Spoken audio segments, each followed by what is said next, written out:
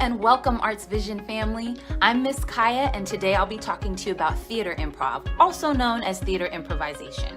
You're gonna need a notepad or something to write notes on, and a writing utensil, even if that includes your thumbs to type in whatever device you might be using. So, exactly what is improvisation? Improvisation is one of the core techniques used by actors all over the world. It stretches the imagination, sparks spontaneity, keeps you on your toes, and can lead to unforgettable performances. Most plots or storylines in our favorite television shows, movies, plays, musicals, and even commercials are scripted, meaning each character's lines, where they're doing things, not doing things, where they are, all of it's written out ahead of time. But even with the most specific scripts, actors often improv, meaning they contribute something off the top of their heads without planning any of it. To improv means to improvise, going with ideas in the moment, instead of only doing what's in the script. Now, there's nothing wrong with that, but that's why we call improving going off script. Improving can sometimes offer a moment of magic that can't be explained. And that's the whole point. So the best thing about improv is that anyone can do it. We're all creative in our own ways. I'll show you. So check it out. Grab your notebook and your writing utensil. We're gonna put you to the test. I'll give you 5 words and you'll have exactly 60 seconds to make up a story using those 5 words. Are you ready? All right, check it. First word. Spring. Second word, airplane. Third word, spider. Fourth word, guitar. Fifth word, volcano. Random, right? Well, good luck. Start writing your story now.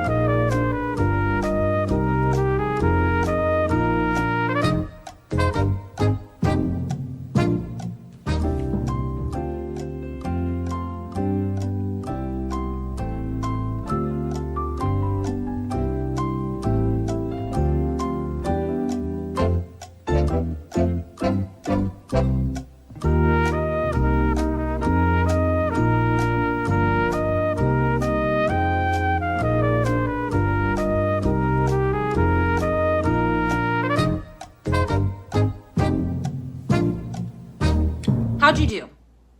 Whether you came up with an entire story or just maybe a handful of sentences that set a scene, you totally just improved another world. Now, imagine sharing those same worlds with a couple of your friends or family members and creating a whole nother story and then acting it out. I challenge you to try this out. The possibilities are endless. With playful games and exercises like this, we get to explore our creativity, challenge our creativity, and ultimately become better actors.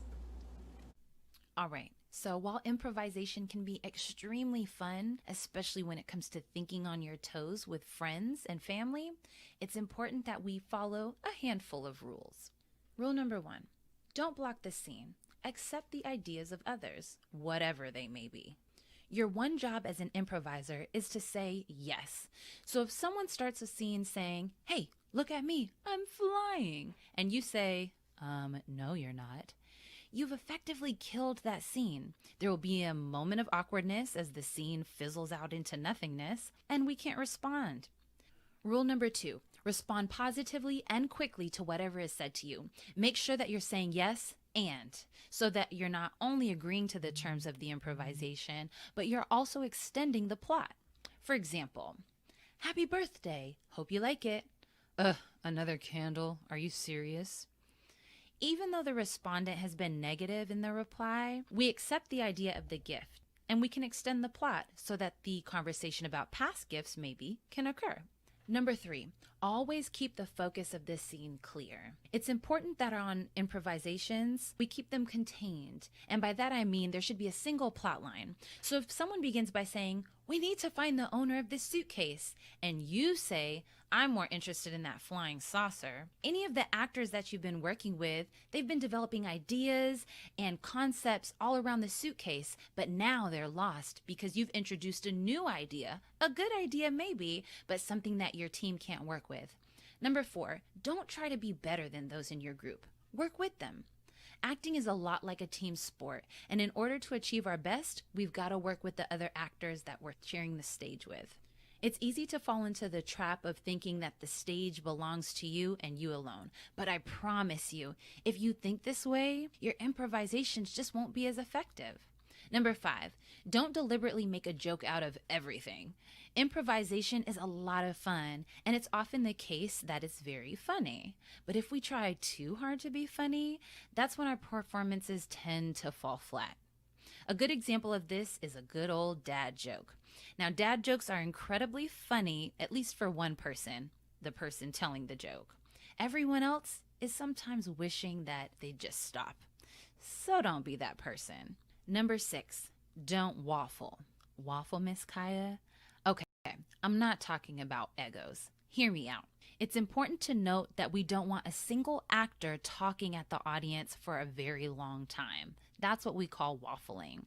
It can become very boring for the audience.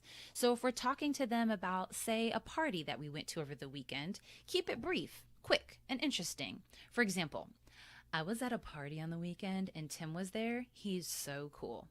Leave it at that. Give your actors another chance to reply and build on the performance. We might be able to get some interesting ideas that you're not aware of about Tim or even about the party. Number 7, when in doubt about where to take a scene, break the routine. Do something different than what the audience expects.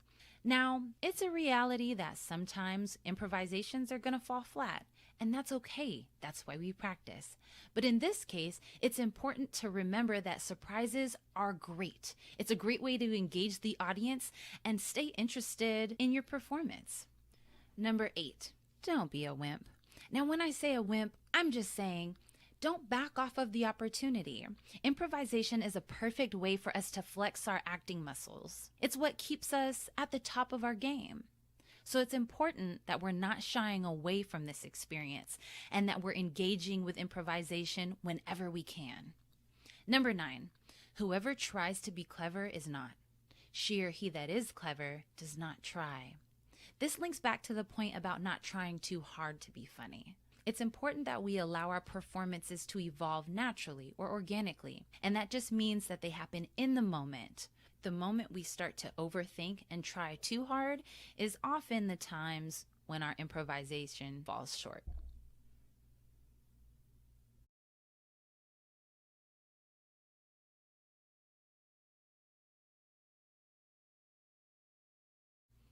As I said before, improvisation is a lot like training, so it's important that we approach it in that way. If we think about it as practice and not game day and performance, then it can only get better. Finally, improv is a lot like a Happy Meal. It's short-lived and satisfying. Just enjoy it as you sink your teeth in. Now, with all of those rules in mind, remember, the most important thing about improv is to have fun. So stay on your toes. We'd love to hear what you came up with in the first part of this segment. So if you have your story ready to share, drop it in the comments below. We'll see you soon.